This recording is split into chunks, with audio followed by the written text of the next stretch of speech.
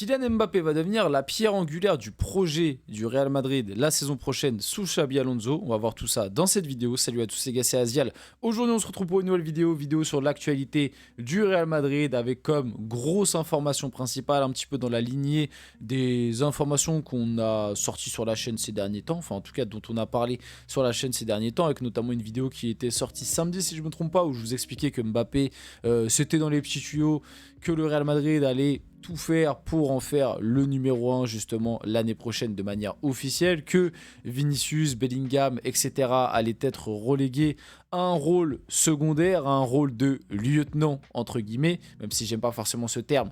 C'est un petit peu comme ça que ça va être la saison prochaine et que Mbappé allait être le seul dirigeant à bord de tous ces joueurs et qu'il allait être tout simplement la pierre angulaire du projet, le numéro 1 et que ça allait être en gros la star et ouais la pierre angulaire du projet du Real Madrid version Xabi Alonso qui devrait arriver la saison prochaine. Donc on va parler de tout ça dans cette vidéo, on va aussi parler d'autres actus autour du Real Madrid, je vais donner mon avis sur tout ça qui finalement est quelque chose d'hyper prévisible. C'est pas comme si on l'avait annoncé déjà dès l'année dernière pendant la saison, au moment où il y avait les infos pour nous dire qu'Mbappé au Real Madrid c'était quasiment fait. C'est pas comme si je vous avais annoncé, et j'étais pas le seul, que Mbappé sur les premiers mois, peut-être la première année, il allait se faire tout discret, il allait rester tout gentil, mais que petit à petit il allait prendre le lead et que il allait devenir le leader de ce projet et même passer devant les Bellingham, Vinicius, etc. Certains supporters du Real ne nous croyaient pas et certains supporters du Real étaient persuadés que Vinicius allait rester le numéro 1, que Mbappé allait juste venir dans ce collectif et être au même rang que les autres. Malheureusement, on le savait que... Enfin, malheureusement, après peut-être que c'est ça qui va faire gagner les trophées au Real Madrid, on verra, on va en discuter. Même si pour le moment... Quand c'est arrivé dans d'autres contextes, ça n'a pas forcément été concluant. Mais bref, on va discuter de tout ça. Avant que la vidéo commence, n'hésitez pas à liker, commenter, partager, vous abonner. Ça fait toujours plaisir. Ça aide pour le développement de la chaîne. Et nous, on peut y aller directement. Et du coup, parler un petit peu de ce sujet. Donc, Mbappé est la pierre angulaire du projet du Real Madrid. Xabi Alonso le sait déjà. L'idée est de lui donner les clés de l'équipe, comme le voulait le club. Son impact sur le plan sportif et médiatique fait la différence. Alors... il y a vraiment beaucoup de choses à dire par rapport à ça. Alors déjà, sur le côté Mbappé devient la pierre angulaire et en gros, on lui donne les clés de l'équipe par rapport au plan sportif et médiatique qui fait la différence. Alors, je vais être 100% honnête. Moi hein, après, c'est rien que moi. Si c'est moi qui avais pris cette décision... déjà, j'aurais pas signé Kylian Mbappé l'été dernier. Ça, je pense que je l'ai assez dit.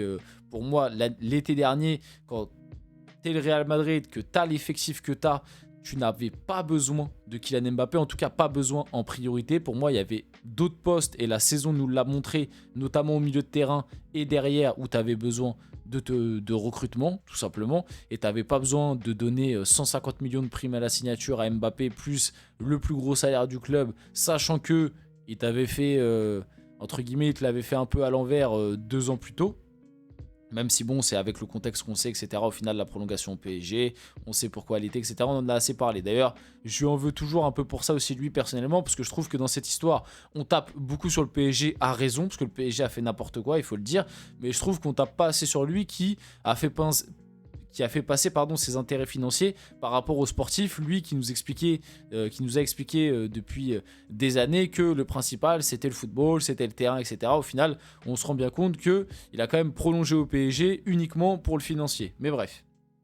Ça, c'est un autre débat. Et de toute façon, on en a déjà parlé pendant longtemps. Et comme j'ai dit dans cette histoire, le PSG est quand même énormément fautif. Mais il a sa part de responsabilité, Kylian Mbappé. Parce que le PSG a fait tout simplement n'importe quoi. Ça a été une gestion absolument catastrophique. Et en plus, au final, ça a pas du tout porté ses fruits. Et j'ai limite envie de dire, c'est bien fait. Que ce soit pour le club et pour le joueur, que les 2 années où Mbappé a prolongé, ce soit 2 années, entre guillemets, d'échec. Surtout la première. Parce qu'en vrai, la deuxième, l'année dernière, du coup, avec Luis Enrique... c'est une saison quand même bonne. Voilà, même si individuellement Mbappé c'est pas sa meilleure saison, mais pour le PSG collectivement c'est quand même une bonne saison, même si cette année est bien meilleure. Donc bref, donc sur l'impact sportif et médiatique, moi comme je vous l'ai dit, j'aurais pas signé Mbappé, mais maintenant qu'il est là, comme je vous l'ai toujours dit, maintenant que tu l'as signé au club, t'as fait ce choix de le signer au club qui pour moi était le mauvais choix. Même si on verra à l'avenir, hein. Peut-être que dans 2 ans, il gagnera enfin la Ligue des Champions et le Ballon d'Or, et du coup, ça me fera mentir. Mais en tout cas, à l'heure actuelle, moi, je pense que c'était le mauvais choix. T'es obligé d'en faire la pierre angulaire et le numéro 1 de ton projet. Pour la simple et bonne raison que, médiatiquement, il est plus puissant que les autres, et que tu sais que Mbappé, c'est quelqu'un qui est quand même très égocentrique, qui est très arrogant, et qui, si jamais il voit qu'il n'a pas les pleins pouvoirs, Real Madrid, pas Real Madrid, pour moi, il peut te balancer un vestiaire. On l'a vu avec l'équipe de France, parce que pendant longtemps on disait oui il fait ça au PSG, mais en équipe de France il le fera pas. À partir du moment où il a eu les pleins pouvoirs en équipe de France, qu'il a eu le capitanat, il a commencé à faire exactement pareil en équipe de France que ce qui se faisait au PSG. Donc pour moi, si tu lui donnes pas ses pleins pouvoirs, il peut te balancer un vestiaire, il peut vraiment te tuer un vestiaire entre guillemets et créer un mauvais mood, que ce soit en dehors et sur le terrain. Et même d'ailleurs en ayant les pleins pouvoirs, il est capable de le faire, surtout quand si jamais l'équipe est mauvaise, pour camoufler le fait qu'il n'arrive pas à faire gagner l'équipe, il dira que c'est la faute des autres. C'est ce qu'il a fait pendant des années au PSG et en équipe de France.